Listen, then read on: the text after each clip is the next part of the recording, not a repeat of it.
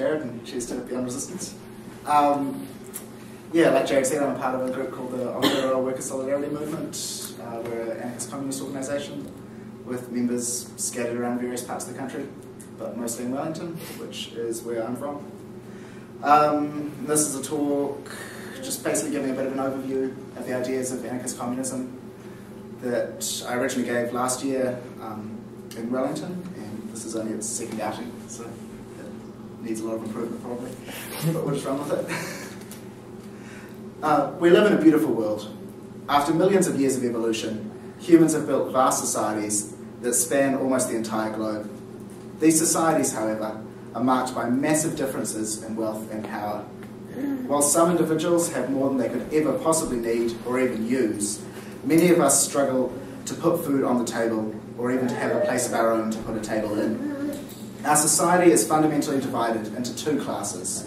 The ruling class, encompassing a tiny, tiny percentage of the 6 billion plus people living on this planet, and the working class, the vast, vast majority of us.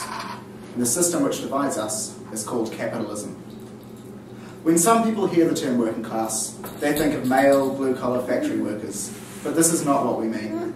The working class is not limited to these blue-collar workers, but instead it includes all of us who are forced to sell our labour power to survive. It includes people who are in paid employment, whether in a factory, office, cafe or retail store. It includes those who are unable to find paid work or have chosen to refuse the drudgery of work in order to attempt to live on the meagre benefits supplied by the state. The working class also includes stay-at-home parents doing vital unpaid work to raise the next generation of human beings. In short, if you don't own a business, if you aren't part of the government, and if you aren't independently wealthy from inheritance, then chances are you're a part of the working class. When we think about the working class like that, we can begin to see why it is so vital in the struggle to end capitalism and build a better, more just society.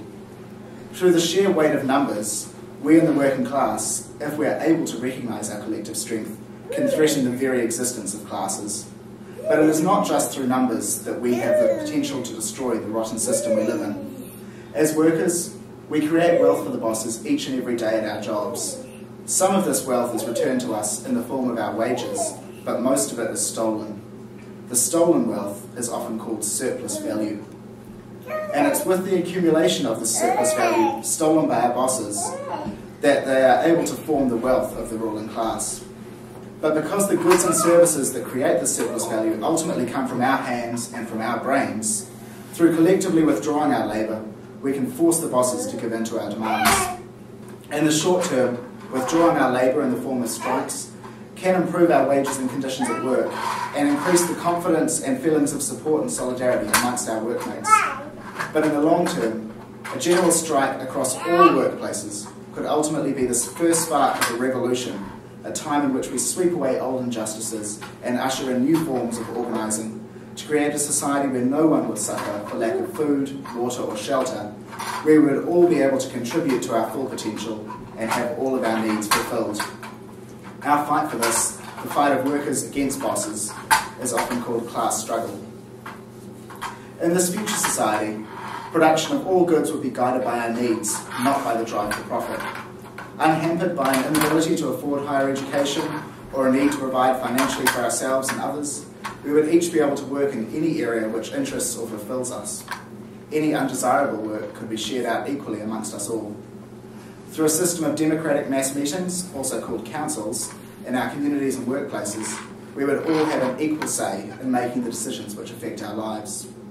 All who contributed to the society to the best of their ability would be fully entitled to have their needs and wants met. Money would not exist, replaced by a gift economy, where all goods and services would be freely distributed, available for all without any need for barter or other forms of trade. Mutual aid would replace competition as the driving force in our social interactions with each other. This future society, governed by the phrase, from each according to ability to each according to need, is also called communism. In a communist world, there would be no reason to maintain the artificial lines which divide us today. Without borders, and therefore without states, we'd all be free to live wherever we pleased. As workplace and community councils would have taken over the running of society, there would be no reason to have governments or politicians. The idea that the working class can control our own lives without states, governments, or borders, is also called anarchism. But how do we get from our current capitalist society to a future anarchist-communist one? Here, we can learn much from past attempts, such as the Spanish Revolution in the mid to late 1930s, the Russian Revolution, including the experiences of anarchists in the Ukraine in the late 1910s and early 1920s, and the uprising against Soviet rule in Hungary in 1956. While learning from the past successes and failures of anarchists and from the broader working class movement is important, we must also be cautious not to blindly copy strategies and tactics without considering the differences between our current situation and theirs. During periods of intense class struggle, new forms of organising can be thrown up that may surprise everyone involved. Ultimately, we must never lose faith in the ability of working class people to organise ourselves.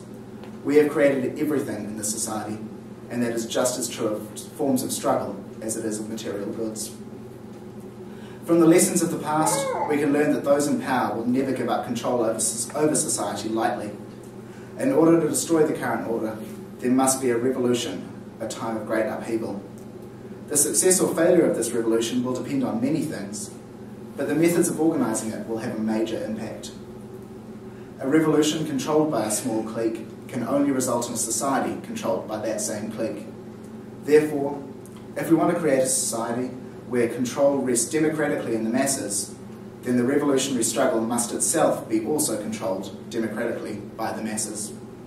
Anyone nominated to do a particular task must be subject to instant recall, meaning that if they make a decision that goes against the mandate that they've got, then the councils can remove them from their position and nullify their decision.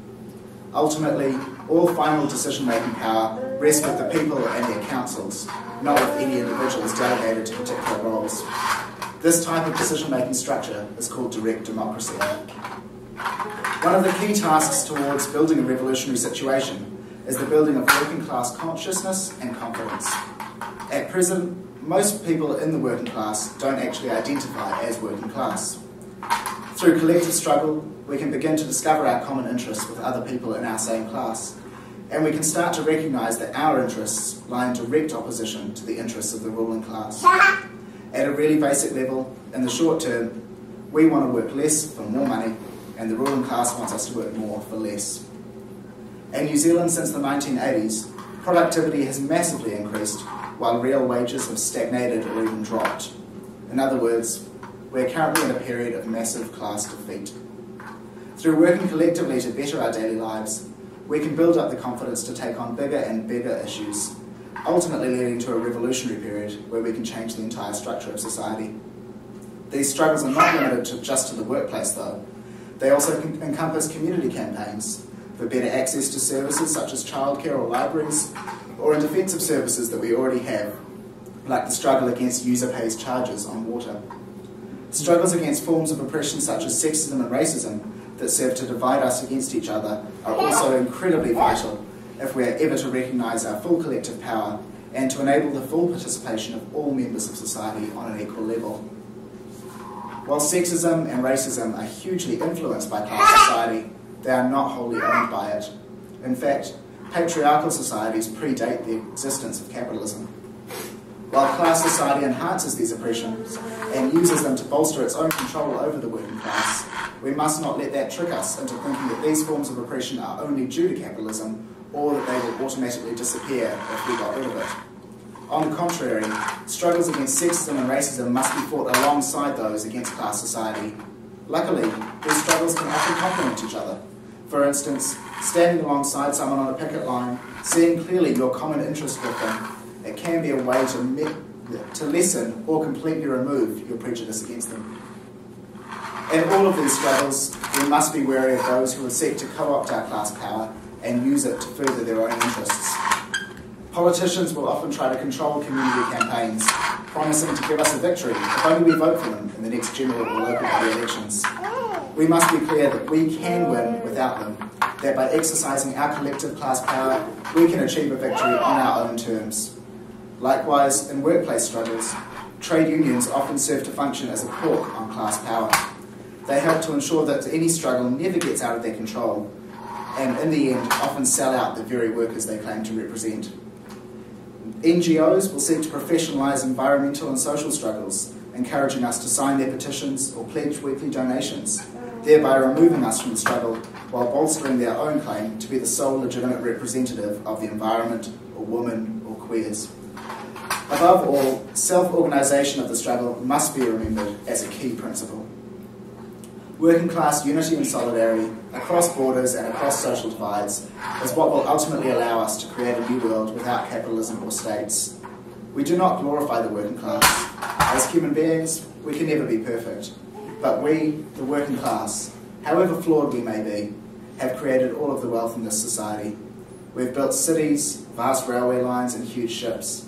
We've created stunning works of art and beautiful pieces of music. We've cured diseases and prolonged life to an unprecedented extent. And together, if we realise our own power, we can finally take control of our own lives, free from exploitation, alienation and oppression. This future, an anarchist-communist future, is truly one worth fighting for. Thanks.